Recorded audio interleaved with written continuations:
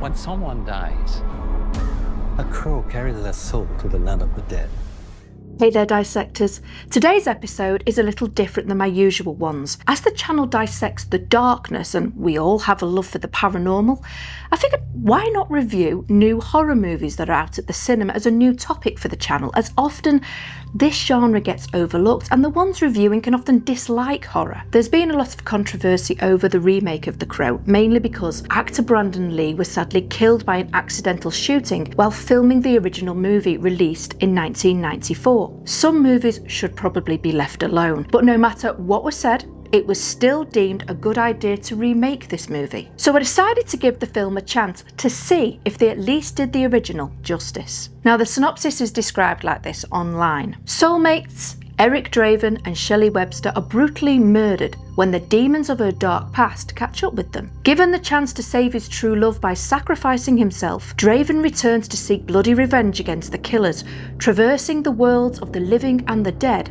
to put the wrong things right. In all honesty, I found the film much different than the original. Yes, your main two characters are still named Eric and Shelley, and of course you have a crow hovering overhead for many parts of it. The difference is you get to learn the backstory of these two individuals, and their lives and deaths are totally different than what we had in the original. The original was based on revenge, so that's the same, but in the 1994 version it was about Eric and his girlfriend being killed by an inner city gang. 1 year after their death, Eric is given the chance of revenge. Now the new version is about a villain who should not be on Earth, and he is getting people to do his bidding, or killing, by verbal suggestions whispered to them. After Shelley is linked to the release of a recording showing what the bad guy's doing, well, the bad guy has no option but to finish her off, and sadly Eric is taken down too. But while Shelley goes down to hell, Eric is in limbo and given the chance to set things right. There is plenty of fighting, and I have to say some of the gore special effects were quite realistic, especially a kill scene involving someone's mouth, which I will let you discover on your own, so be prepared for that. The overall gore was not too bad, even if certain parts were a little graphic. I'm a huge fan of horror, but I feel nowadays many movies rely heavily on the shock factor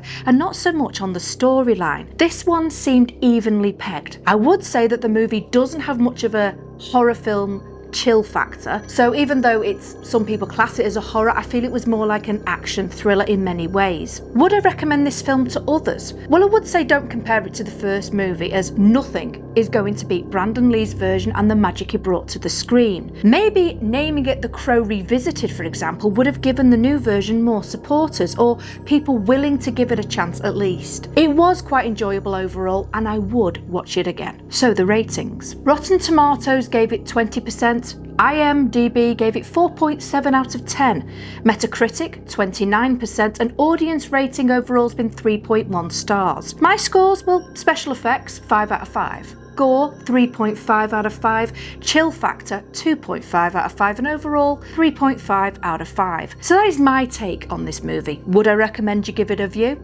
Yes, I would, and see what you think for yourselves. I hope you found this review helpful, and if you love the paranormal, why not check out some of my episodes on haunted locations? Until next time, have fun at the movies.